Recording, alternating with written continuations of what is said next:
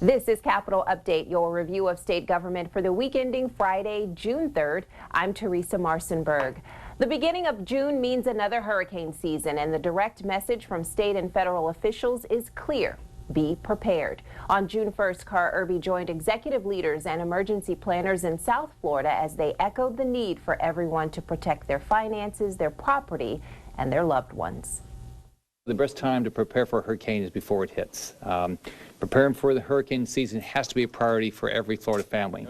Governor Rick Scott was in Hialeah Wednesday with local officials urging Floridians to have a plan for at least the first 72 hours after a storm hits. He was joined by Division of Emergency Management Director Brian Kuhn. Kuhn also spoke at the National Hurricane Center in Miami. He says it can be hard getting Floridians to prepare because the hurricane has not directly hit Florida in over a decade. Not only have people perhaps forgotten how bad hurricanes can be, millions of new Floridians have moved to the state.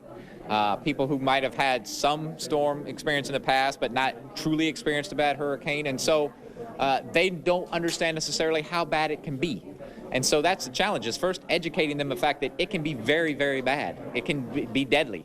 When it comes to educating Floridians and encouraging them to be prepared, Florida's Chief Financial Officer, Jeff Atwater, says a visual reminder is sometimes necessary. He brought the state's top insurance officials to the campus of Florida International University in Miami to visit the school's Wall of Wind. It's the only hurricane research facility of its kind in the nation.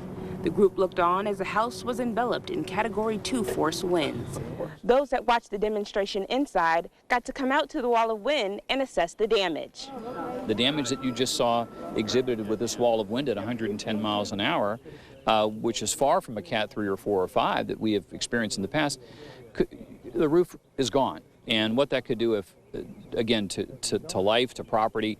So get prepared. Think about your evacuation strategy. Think about your structural needs for your property. The CFO also says making sure you have proper insurance is important. Newly appointed Insurance Commissioner David Altmaier was also at the event. I think from an insurance perspective, our companies do a good job of realizing that every single year they face a risk of potential hurricane losses, and they go out to the reinsurance markets, they look at their book of business, their exposure, and they make adjustments and they buy reinsurance in order to prepare for that. The CFO and other elected officials have released emergency preparedness guides and also encouraged citizens to use websites like floridadisaster.org and flgetaplan.com for help. Craig Fugate, Florida's former emergency management director turned administrator of the Federal Emergency Management Agency, says, you still have time to get ready, but that time can run out when storms are approaching. So get ready, have a plan, enjoy living in Florida. You'll know what to do if a storm threatens. Fugate says hurricane season peaks in August when the waters in the Atlantic are the warmest, but disaster can strike at any time.